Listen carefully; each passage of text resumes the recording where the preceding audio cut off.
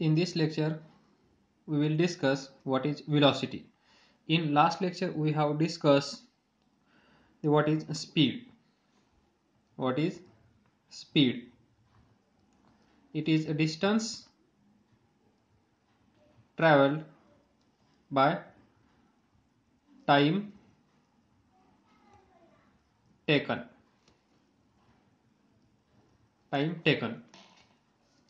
And next we have defined average speed. Total distance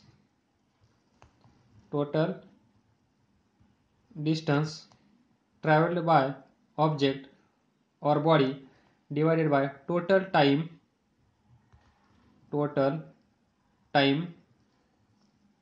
taken. Now in this lecture we will discuss what is velocity. Now see, very first we will discuss what is a scalar quantity and vector quantity. Scalar, vector. Scalar quantity and vector quantity. तर पहा, scalar quantity म्हणजे only magnitude.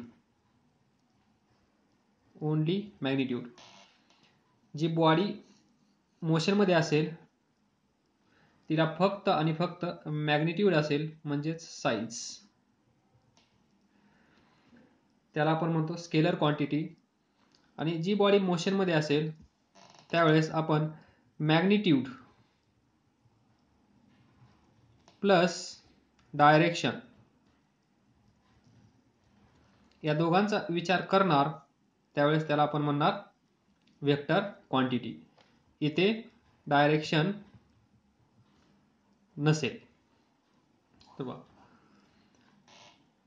The quantity which has only magnitude is called as scalar quantity. The quantity which has both magnitude and direction are called as vector quantity. Now see, ज्यावेळेस आपण स्पीडचा अभ्यास केला त्यावेळेस पहा, कुठेही आपण डायरेक्शनचा विचार केला नाही. त्या बाईकचा स्पीड एवढा आहे, त्या कारचा स्पीड एवढा आहे, त्या टॉर्टॉईजचा स्पीड एवढा आहे, त्या रॅबिटचा स्पीड एवढा आहे, पण कुठेही आपण असं डिस्कशन मध्ये आणलं नाही की direction of car, direction of boy, direction of tortoise, direction of rabbit असं कुठेही आपण डिस्कस केलं नाही. याचाच अर्थ काय, तर स्पीड डिफाईन करत असताना डायरेक्शनची आवश्यकता नाहीये. ती बाईक 25 किलोमीटर पर आवर जात आहे, त्यावेळेस आपल्याला काहीही देणं घेणं नाहीये की ती बाईक कोणत्या डायरेक्शन मध्ये जात आहे. It gives only size, that is magnitude. पहा, ज्यावेळेस आपल्या समोरून बाईक जाते तिचा स्पीड खूप हाय असतो, त्यावेळेस ती बाईक कुठल्या डायरेक्शन मध्ये जात आहे याचा आपण विचार करत नाही, पण किती स्पीडने जात आहे याचा विचार आपण जरूर करतो. That is scalar. मग इथे असेल स्पीड. इथे पहा velocity. Velocity depends upon magnitude and direction as well. velocity ही त्या मॅग्निट्यूड वर अवलंबून आहे आणि डायरेक्शन वर पण अवलंबून आहे. Otherwise meaning of these two terms are same. Speed of car is 25 kilometer per hour. Speed. Velocity of car is 25 kilometer per hour. जिथे velocity असेल तिथे या कारचा स्पीड मेन्शन केलेला असेल, म्हणजेच ही कार नॉर्थला जात आहे, किंवा ही कार साऊथला जात आहे, किंवा ही कार ईस्टला जात आहे, किंवा ही कार वेस्टला जात आहे. असं जिथे असेल ती असेल velocity. आणि जर तिथे मेन्शन केलेलं नसेल आणि velocity वर्ड असेल तर आपण समजून घ्यायचं ही जी कार असेल जर या डायरेक्शनमध्ये जात असेल तर त्या व्हेलॉसिटीची डायरेक्शन ज्या डायरेक्शनमध्ये कार जात आहे त्या डायरेक्शनमध्ये कन्सिडर करणार. वन मोर थिंग, स्पीड म्हणल्यानंतर स्पीड पासून आपल्याला ती कार किती फास्ट आहे किंवा ती कार किती स्लो आहे हे जजमेंट घेता येतं. पण it does not tell us the direction in which the car is moving. ती कार कोणत्या डायरेक्शन मध्ये जात आहे हे स्पीड वरून आपल्याला सांगता येत नाही. म्हणून स्पीड स्केलर क्वांटिटी आहे आणि vector that is velocity tells us the magnitude and direction both of this car. Car कुठल्या डायरेक्शन मध्ये जात आहे त्या कारचा स्पीड किती आहे हे दोन्ही सांगण्याचं काम व्हेलॉसिटी करते. तर पहा, to know the exact position of moving car we should also know the direction in which car is moving. म्हणजेच या कारची पोझिशन कुठे आहे, ही कार कुठे आहे हे आपल्याला माहित असण्यासाठी या कारची डायरेक्शन माहित असणं गरजेचं आहे. त्यामुळेच आपण नवीन टर्म शिकणार that is velocity. That is velocity of body is distance traveled. velocity definition same असेल. velocity is distance traveled. distance velocity is distance traveled in given direction. in given direction divided by time taken. म्हणजे velocity कशी define करता येईल, distance travelled.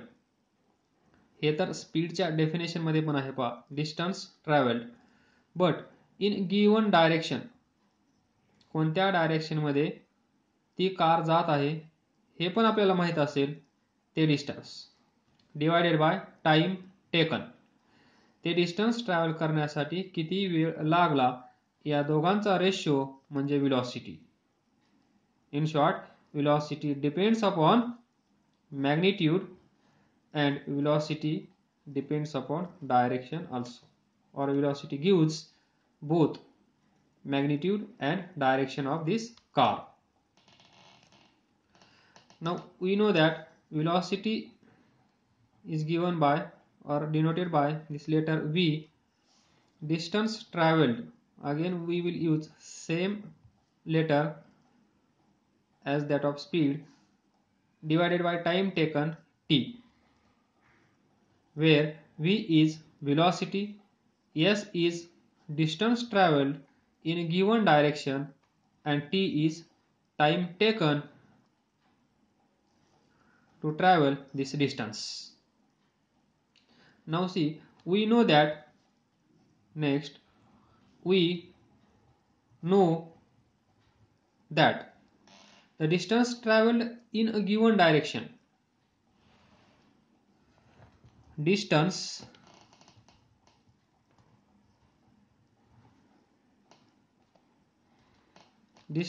traveled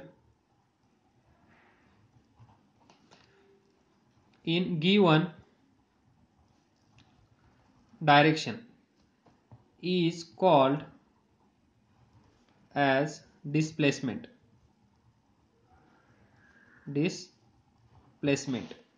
Distance traveled in given direction. पहा, इथे हा object आहे, या ऑब्जेक्टची डायरेक्शन अशी आहे. Distance travelled in given direction, हा ऑब्जेक्ट आता इथे आला तर डिस्टन्स ट्रॅव्हल्ड किती असेल, पोझिशन ए पोझिशन बी समजा हे असेल 200 metre. The distance traveled by this body ती नंतर इथे आली तर किती असेल 200 मीटर इन गिवन डायरेक्शन, याच डायरेक्शनमध्ये, इकडे नाही इकडे नाही इकडे नाही, या डायरेक्शनमध्ये असेल तर इथे पहा डिस्प्लेसमेंट. What is displacement? पहिल्या लेक्चरमध्ये आपण डिस्कशन केलं होतं. It is a distance between shortest or it is a shortest distance between initial and final position. A आणि B मधलं मिनिमम और शॉर्टेस्ट डिस्टन्स म्हणजे डिस्प्लेसमेंट. तर ते इथे किती असेल 200 मीटर. आणि इथे डिस्टन्स ट्रॅव्हल्ड किती असेल? बॉडी इथून इथे गेली तर डिस्टन्स ट्रॅव्हल किती आहे? 200 मीटर, म्हणजे दोन्ही same. That is distance travelled in given direction is called as displacement. ही बॉडी इथून इथे गेली म्हणजेच distance travelled by body is 200 metre. त्यालाच आपण असं म्हणू शकतो displacement of body is 200 metre. Why? Because displacement is shortest distance और minimum distance between initial position and final position. Initial position इथे आहे, फायनल पोजिशन इथे आहे, या दोन पॉइंट मधलं डिस्टन्स किती आहे? 200 मीटर. मग यालाच आपण डिस्प्लेसमेंट म्हणू शकतो. Displacement is equal to 200 metre. And whereas distance travelled by body is also 200 metre. That means both are same in this case only. In this case only, please note, distance traveled in given direction is called as displacement. So we can redefine this definition of velocity, that is velocity is equal to displacement divided by time taken, where velocity is denoted by v, displacement is denoted by s, and time taken is denoted by t. तुम्हाला हे फॉर्म्युले पाठ करायचे आहेत problem सोडवण्यासाठी. तर पहा ही definition आणि ही definition same आहे, पण मोस्टली तुम्हाला लक्षात काय ठेवायचं आहे?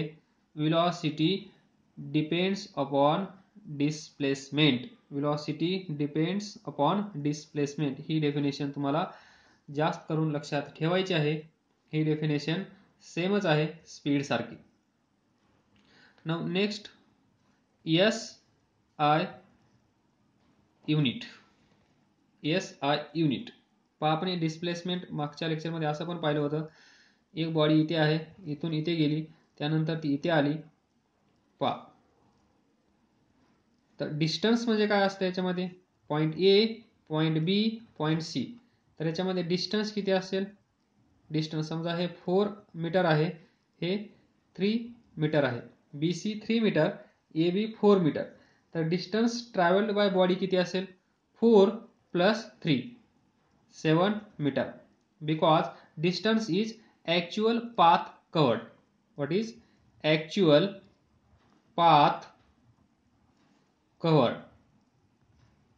म्हणजे बॉडी इथे असेल, ती बॉडी इथे आली तर या बॉडीने किती पाथ कव्हर केली, किती डिस्टन्स कव्हर केलं, त्याला आपण म्हणणार डिस्टन्स. ॲक्च्युअल पाथ और actual length irrespective of direction. Then displacement. याच केसमध्ये डिस्प्लेसमेंट किती असेल? Initial position, final position. Displacement is shortest distance और minimum distance between initial and final position. This distance is displacement. That is displacement and distance are different. याच्यामुळे velocity मध्ये displacement असेल आणि स्पीडमध्ये ॲक्च्युअल पाथ कव्हर केलेली असेल, that is distance travelled by body, SI unit. Displacement is simply length or distance. So what is unit of displacement? Meter divided by time taken, second. So meter per second is SI unit of velocity. Then centimeter per second, we know that 100 centimeter is equal to 1 meter, 1000 meter is equal to 1 kilometer. लक्षात ठेवा. Centimeter per second is very small unit. Kilometer per hour is very large unit. ज्यावेळेस खूप मोठं distance असेल त्यावेळेस आपण kilometre per hour म्हणणार. लहान असेल, इथून इथे गेलं तर सेंटीमीटर पर सेकंद म्हणणार, आणि इथून इथे गेलं तर मीटर पर सेकंद म्हणणार. whereas SI unit is meter per second. Now see difference between speed and velocity that we have discussed starting. Speed is scalar quantity, velocity is vector quantity, because speed depends upon only on magnitude and velocity depends upon both, that is magnitude and direction. This is the difference between speed and velocity. Now see, एक car आहे किंवा एक body आहे. या बॉडीचा speed जर 50 kilometre per hour असेल तर याला म्हणणार आपण त्या बॉडीचा स्पीड किती आहे, 50 किलोमीटर पर आवर. पण असं लिहिलेलं असेल 50 kilometre per hour towards north किंवा साऊथ किंवा ईस्ट किंवा वेस्ट, तर याचा अर्थ काय असेल, हे काय असेल, व्हेलॉसिटी. मॅग्निट्यूड सेम आहे पण जिथे डायरेक्शन मेन्शन केलेली असेल ती असेल व्हेलॉसिटी, आणि जिथे डायरेक्शन मेन्शन केलेली नसेल तिथे असेल स्पीड. आणि ज्या वेळेस असं नॉर्थ वगैरे काय लिहिलेलं नसेल पण असं बोललं गेलं असेल की velocity of particle is 50 kilometre per hour, याचा अर्थ काय असेल, समजा हा पार्टिकल इकडे जात असेल तर याची डायरेक्शन काय असेल, ही. म्हणजे त्यांनी मेन्शन केलेलं नसेल तर आपल्याला काय करावं लागेल, the direction of velocity is the same as the direction of displacement of body. ही जी बॉडी आहे, हा जो पार्टिकल आहे, तो पार्टिकल ज्या डायरेक्शन मध्ये डिस्प्लेस होत आहे त्याच डायरेक्शन मध्ये त्या बॉडीची व्हेलॉसिटी आहे, म्हणजेच डायरेक्शन आहे, असं आपल्याला कन्सिडर करायचं आहे जर त्यांनी मेन्शन केलेलं नसेल तर. आलं का लक्षात? जर एखादी बॉडी असेल, ती मोशन मध्ये असेल आणि तिची डायरेक्शन मेन्शन केलेली नसेल तर काय करायचं, ही बॉडी जी आहे तिचं डिस्प्लेसमेंट जर इकडे होत असेल तर डायरेक्शन इकडे आहे, या बॉडीचं डिस्प्लेसमेंट जर इकडे होत असेल तर डायरेक्शन इकडे आहे, त्या बॉडीचं डिस्प्लेसमेंट जर इकडे होत असेल तर डायरेक्शन इकडे आहे. म्हणजे ज्या डायरेक्शन मध्ये डिस्प्लेसमेंट होत आहे त्याच डायरेक्शन मध्ये आपण त्या व्हेलॉसिटीची डायरेक्शन कन्सिडर करणार. पहा नेक्स्ट टॉपिक, हे झालं व्हेलॉसिटी. समजलं नसेल तर विचारत राहणे, तेव्हाच तुम्हाला फिजिक्समध्ये इंटरेस्ट येत राहील. अदरवाईज फिजिक्स ठप ठप बनत जाईल. Next average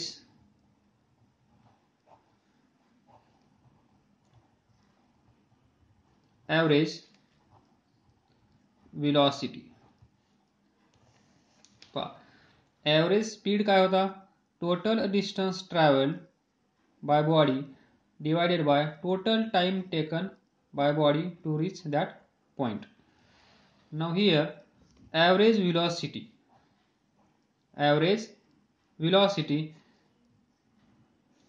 is distance traveled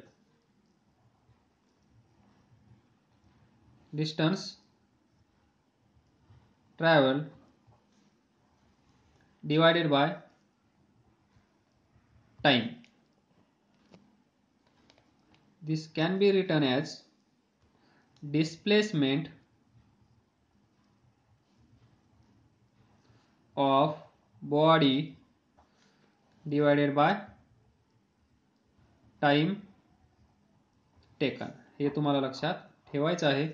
it is normal definition distance travel, आणि हे डिस्टन्स ट्रॅव्हल काय असतं? Displacement of body, that is VAVG. तर average velocity, displacement of body S, time taken T. This is the definition of average velocity. Next, uniform velocity. तर पहा, average velocity. Suppose if car travels a distance of 100 kilometer in 4 hours in north direction. In which direction? North direction. हा particle आहे तो इकडे जात आहे. हे distance किती आहे? 100 किलोमीटर आहे. त्याला इथून इथे जाण्यासाठी वेळ किती लागला आहे? 4 hours. Then its average velocity is, average velocity किती असेल याची? पहा, initial position, final position, distance between initial and final position is displacement. What is this? Displacement. So displacement divided by time taken.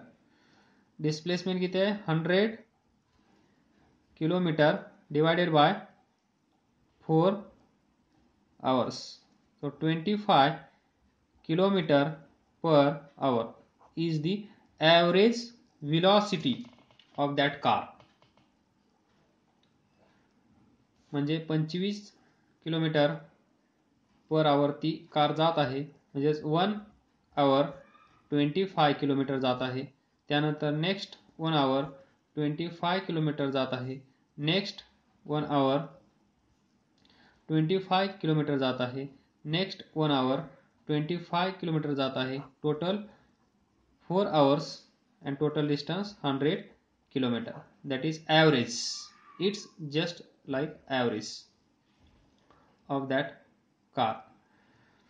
But mention, please note that average velocity depends upon displacement, and displacement is distance between initial and final position. It does not depend actual path covered. Next topic uniform velocity. आपण तिथे हे पण पाहिलं uniform speed म्हणजेच काय? एका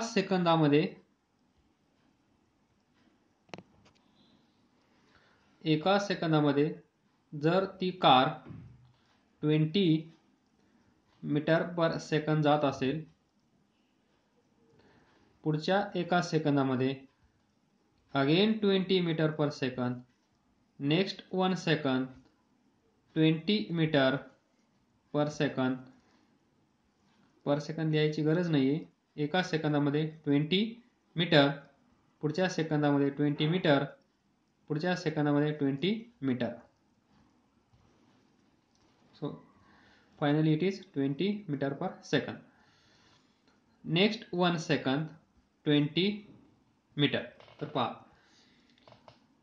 पहिला 0 to 1 1 second, 1 to 2 1 second, 2 to 3 1 second, 3 to 4 1 second. पहा, टाइम इंटरवल कसा आहे, equal. So equal interval of time, equal interval of time covers equal distance. एका सेकंदामध्ये 20 मीटर डिस्टन्स ट्रॅव्हल केलं. परत चौथा जो सेकंद आहे 1 सेकंद, त्याच्यामध्ये पण 20, कुठल्याही एका सेकंदामध्ये 20 मीटरच ती कार डिस्टन्स ट्रॅव्हल करत आहे. म्हणजेच त्या कारचा स्पीड कसा आहे, व्हेलॉसिटी कशी आहे, युनिफॉर्म व्हेलॉसिटी. युनिफॉर्म व्हेलॉसिटी म्हणजेच a body has uniform velocity. Body has uniform velocity if it travels in specified direction. Direction important आहे. व्हेलॉसिटी म्हणल्यानंतर ब्रॅकेटमध्ये आजपासून लिहायला सुरुवात करा डायरेक्शन, जोपर्यंत लक्षात राहत नाही तोपर्यंत. इन स्पेसिफाईड डायरेक्शन, समजा या डायरेक्शन मध्ये, आणि स्ट्रेट लाईन. स्ट्रेट लाईन कारण का, स्ट्रेट लाईन जर नसेल तर समजा इथे आल्यानंतर तो पार्टिकल इकडे गेला, याचा अर्थ काय झाला, सुरुवातीला याची डायरेक्शन अशी होती, त्यानंतर काही वेळानंतर त्याची डायरेक्शन चेंज झाली. आणि आपण म्हणतो velocity depends upon direction. Direction change नाही झाली पाहिजे, म्हणजेच स्ट्रेट लाईन मध्ये तो पार्टिकल पुढे गेला पाहिजे, तो object, in straight line and moves over equal distance. See, equal distance in equal interval of time. हे तुम्हाला कळलं असेल आता. इक्वल डिस्टन्स म्हणजे काय आणि इक्वल इंटरवल ऑफ टाइम हे म्हणजे काय. एका सेकंदामध्ये सेम डिस्टन्स, प्रत्येक सेकंदाला सेम डिस्टन्स जर तो ऑब्जेक्ट ट्रॅव्हल करत असेल तर त्यावेळेस आपण काय म्हणणार, त्या ऑब्जेक्टची व्हेलॉसिटी कशी आहे, युनिफॉर्म. ती डिक्रीज होत नाहीये किंवा ती इन्क्रीज पण होत नाहीये, ती एक कॉन्स्टंट स्पीडने तो ऑब्जेक्ट पुढे जात आहे आणि त्याला आपण म्हणणार uniform velocity of that object, किंवा यालाच आपण म्हणू शकतो constant velocity. Constant velocity.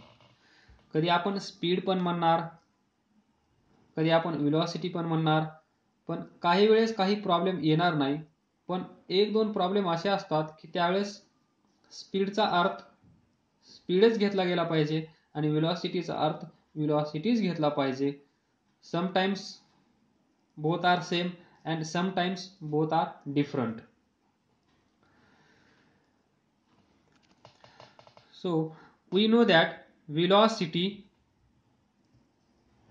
depends on magnitude. हे असेल मग स्पीड, मॅग्निट्यूड म्हणजे स्पीड. Number 2 direction. जर आपल्याला व्हेलॉसिटी चेंज करायची असेल तर काय करावं लागेल, एक तर मॅग्निट्यूड चेंज करावं लागेल किंवा डायरेक्शन चेंज करावं लागेल. या दोघांपैकी एक जोपर्यंत चेंज होणार नाही तोपर्यंत व्हेलॉसिटी चेंज होणार नाही. पण स्पीडसाठी काय होतं, फक्त स्पीड, मॅग्निट्यूड चेंज केला, स्पीड चेंज झाला. मॅग्निट्यूड इन्क्रीज झालं, स्पीड इन्क्रीज झाला. मॅग्निट्यूड डिक्रीज झालं, स्पीड डिक्रीज झाला. पण इथे पहा, व्हेलॉसिटीसाठी तसं नाहीये. Because velocity depends upon magnitude, velocity depends upon direction. जर व्हेलॉसिटी चेंज करायची असेल तर आपल्याकडे दोन ऑप्शन्स आहेत. एक म्हणजे मॅग्निट्यूड चेंज करा किंवा डायरेक्शन चेंज करा, त्यावेळेस व्हेलॉसिटी चेंज होईल. जोपर्यंत ह्या दोघांपैकी एक चेंज होणार नाही तोपर्यंत व्हेलॉसिटी चेंज होणार नाही. म्हणजेच पहा, इथे एक पार्टिकल आहे, तो 25 किलोमीटर पर आवरनी या डायरेक्शन मध्ये जात आहे. त्याचा स्पीड कॉन्स्टंट आहे, म्हणजेच युनिफॉर्म व्हेलॉसिटी आहे. डायरेक्शन हीच आहे, तर आपण काय म्हणणार, युनिफॉर्म व्हेलॉसिटी. याची मॅग्निट्यूड पण चेंज होत नाही आणि डायरेक्शन पण चेंज होत नाही. समजा हा पार्टिकल इथे आल्यानंतर इकडे गेला तर पहा ओरिजिनल डायरेक्शन अशी आहे, आता तो या डायरेक्शनमध्ये जात आहे, म्हणजे एवढा चेंज डायरेक्शनमध्ये झाला आहे, तर त्याला आपण म्हणू शकतो व्हेलॉसिटी कॉन्स्टंट नाहीये, व्हेलॉसिटी युनिफॉर्म नाहीये, व्हेलॉसिटी चेंज होत आहे. म्हणजे डायरेक्शन चेंज झाल्यावर पण व्हेलॉसिटी चेंज होते, हे मला तुम्हाला सांगायचं आहे. पण मॅग्निट्यूड चेंज झाल्यानंतर पहा 25 किलोमीटर पर आवर आहे, 25 चा 20 झाला तर आपण म्हणू शकतो व्हेलॉसिटी चेंज झाली. 25 चा 30 झाला तर आपण म्हणू शकतो व्हेलॉसिटी चेंज झाली. बट डायरेक्शन जरी त्या ऑब्जेक्टची कारची डायरेक्शन चेंज झाली तरी पण आपण त्याला म्हणणार नॉन युनिफॉर्म व्हेलॉसिटी. जर एकाच डायरेक्शन मध्ये जात असेल तर आपण म्हणणार युनिफॉर्म व्हेलॉसिटी. पहा सर्कल मध्ये हा पार्टिकल, ही एक दोरी आहे, दोरीला इथे एक पार्टिकल बांधला आणि तो सर्क्युलर मोशन मध्ये असा फिरवला, दोरीला बांधून आपण असं गोल गोल फिरवतो तसं फिरवल्यानंतर पहा तिचा स्पीड जर आपण ठेवला 10 मीटर पर सेकंद कॉन्स्टंट, पण याच्यामध्ये आपण म्हणू शकणार नाही युनिफॉर्म व्हेलॉसिटी आहे, कारण स्पीड युनिफॉर्म आहे पण युनिफॉर्म व्हेलॉसिटी नाहीये. कारण पहा या पोझिशनला डायरेक्शन ऑफ व्हेलॉसिटी अशी असणार, या पोझिशनला पार्टिकल आल्यानंतर त्याची डायरेक्शन व्हेलॉसिटीची अशी असणार. पहा यावेळेस अशी डायरेक्शन आहे, यावेळेस अशी डायरेक्शन आहे, म्हणजे डायरेक्शन चेंज होत आहे. डायरेक्शन चेंज होत आहे याचा अर्थ युनिफॉर्म व्हेलॉसिटी नाहीये. फायनली तुम्हाला लक्षात काय ठेवायचं आहे, व्हेलॉसिटी म्हणल्यानंतर पहिला वर्ड डिस्प्लेसमेंट, दुसरा वेक्टर आणि तिसरा वेक्टर म्हणल्यानंतर तिसरा त्याच्यात आला मॅग्निट्यूड आणि डायरेक्शन. वेक्टर म्हणल्यानंतर हे दोन्ही त्याच्यामध्ये आले. बस एवढा कॉर्नर लक्षात ठेवला तर या लेक्चरचं तुम्हाला कळलं असं म्हणायला हरकत नाहीये.